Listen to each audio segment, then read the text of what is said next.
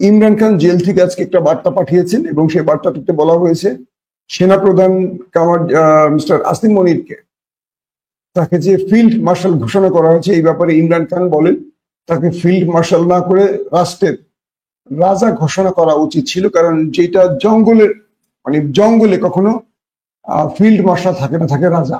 যেমন আমরা বলি বাঘ বা সিংহকে বনের রাজা, অর্থাৎ জঙ্গল। তিনি পাকিস্তানটাকে জঙ্গল হিসেবে ইঙ্গিত করছেন, কারণ এই পাকিস্তানে নির্বাচিত দল ক্ষমতার বাইরে জেলে আছে আর যারা পরাজিত তারা ক্ষমতা আছে।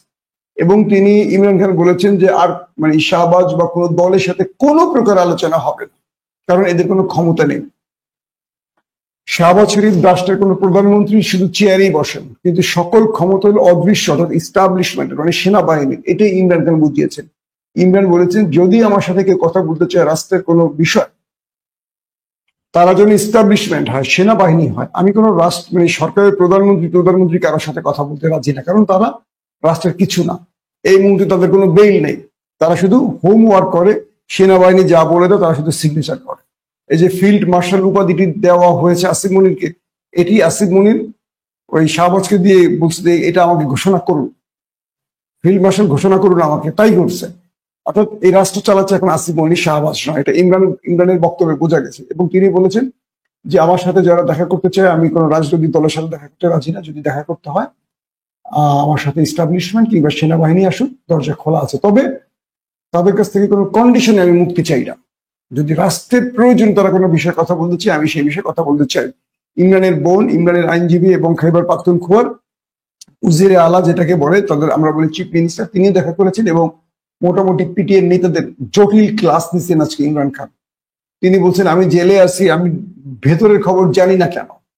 এবং সাম্প্রতিক সময় ড্রোন অ্যাটাকে পাকিস্তানে প্রায় 100-র মতো মানুষ মারা গেছে, যেটা ভারত করেছে। এই খবরগুলো ইমরানের কাছে সঠিকভাবে পৌঁছায় নাই, কারণ তার সাথে দেখা করতেও দেয়া হয়নি। তো ইমরান খান এগুলো জেনে প্রচন্ড ক্ষিপ্ত হয়েছে এবং ইমরান খান বলেছে নরেন্দ্র মোদীকে যেন কেউ খাটো করে না দেখে। নরেন্দ্র মোদী পাকিস্তানে আবারও অ্যাটাক করবে এবং তার লক্ষ্য এই স্ট্রাইক নয়। তিনি পাকিস্তানে বড়সড় আক্রমণের প্রস্তুতি নিচ্ছেন। ইমরান খান তার বক্তব্যে একদম স্পষ্ট বলেছেন সরকার যেন নরেন্দ্র মোদীর ব্যাপারে সতর্ক অবস্থানে থাকে এবং এই ব্যাপারে যেন এতটুকু দুর্বলতা বা কি বলবো তার কাছে নত হওয়ার চিন্তা না করে। পাশাপাশি এটিও বলেছেন যে পাকিস্তানে যে আক্রমণ করেছে বিনা কারণে মানে সঠিক জবাব পাকিস্তান কেন দিতে পারেনি। এবং ইমরান খান এটিও বলেছেন যখন পাকিস্তান জয়ের দ্বার প্রান্তে মাত্র 5 থেকে 7টি যুদ্ধ বিমান উড়িয়ে দিয়ে তারা সিজফায়ারে কেন গেল, ভারত রাজি হলেও এখানে পাকিস্তানের রাজি হওয়া উচিত হয়নি। তিনি বলেছেন যদি আমাদের বিমান বাহিনীর সুযোগ থাকতো আরো 30টি যুদ্ধ বিমান ওড়ানো, সেটা করে তবে সিজফায়ারে যাওয়া উচিত ছিল। পাকিস্তানের 100 জনের বিপরীতে ওদের 1000 জনকে ওপারে পাঠানোর দরকার ছিল। এটা ইমরান খান সরাসরি বলছেন যে আমাদের রাষ্ট্র একটা নতজন পররাষ্ট্রনীতি তৈরি করেছে, যারা ওই যে সাইফার যারা পাঠায় আমেরিকার কথা ইঙ্গিত করে বলছে যে তাদের ধমকে নড়ে চলে যায়। একটা নত রাষ্ট্র এখন তৈরি হয়েছে, নত ব্যক্তিরা রাষ্ট্র পরিচালনা করছেন। এত বড় আঘাত পাকিস্তানে আসার পরও পাকিস্তান সঙ্গে সঙ্গে সিজফায়ারে গেল কেন, যখন পাকিস্তান জয়ের মুখে রয়ে গেছে, একদম জয়ের মুখে দাঁড়িয়েছিল। এই ব্যাপারে ইমরান খান বক্তব্য দিয়েছেন। আর লাস্ট যে খবরটি সেটি হলো রাজস্থানে নরেন্দ্র মোদী আজকে বক্তব্য দিয়েছেন এবং তিনি বলেছেন যে আমাদের অপারেশন সিঁদুর শেষ হয়নি, আমরা এবার পাকিস্তান দখলে যাচ্ছি। আমাদের প্রথম টার্গেট কাশ্মীর বিজয়, তারপর গিলগিট বালুচিস্তান দখল। অর্থাৎ নরেন্দ্র মোদী আজকে পাকিস্তানকে বার্তাটি দিয়েছেন রাজস্থান থেকে যে অপারেশন সিঁদুর শেষ হয়নি। তারা বড় একটা আঘাত খেয়েছে, সে আঘাত কাটিয়ে ওঠার জন্য প্রস্তুতি নিচ্ছেন। তারা এবার কাশ্মীর দখল করবেন। কোন কাশ্মীর? আজাদ কাশ্মীর। কাশ্মীর দুটো, জম্মু আর আজাদ। আজাদ পাকিস্তানের মধ্যে, জম্মু কাশ্মীর ভারতের মধ্যে। এবার তারা পাকিস্তানের অংশে ঢুকবেন এবং পাকিস্তানের ইন্টেলিজেন্স তথ্য বলছে নরেন্দ্র মোদী প্রথম যে স্ট্রাইকটা চালিয়েছিলেন তার প্রথম টার্গেট ছিল আজাদ কাশ্মীরে তাদের সেনাবাহিনী নামানো। অর্থাৎ তারা প্রথম যে বিমানগুলো পাঠিয়েছিল সেনাবাহিনী আজাদ কাশ্মীরে নামবে এবং সেখান থেকেই পুরো আজাদ কাশ্মীর দখল করে এখান থেকে তারা যুদ্ধ পরিচালনা করবে। কিন্তু পাকিস্তানের রিটেলিয়েটটা এত স্ট্রংলি হয়েছে এবং তাদের রাফায়েল গুলোকে যখন ভূপাতিত করে ফেলছে, তখন নরেন্দ্র মোদীর দেশ সিদ্ধান্ত থেকে পিছিয়ে এসছে। তার মানে নরেন্দ্র মোদী এখনো টার্গেটে আছে আজাদ কাশ্মীর। এবং রাজস্থানের আজকে বক্তব্যে নরেন্দ্র মোদী বা তার রাজনাথ সিং তারা প্রত্যেকে যে কথাগুলো বলেছেন তার বক্তব্য হলো শিগগিরই ভারত আবারও পাকিস্তানে আক্রমণ করতে যাচ্ছে যে কোনো সময়, এবং তারা আজাদ কাশ্মীরকে ভারতের অংশে যোগ করবে।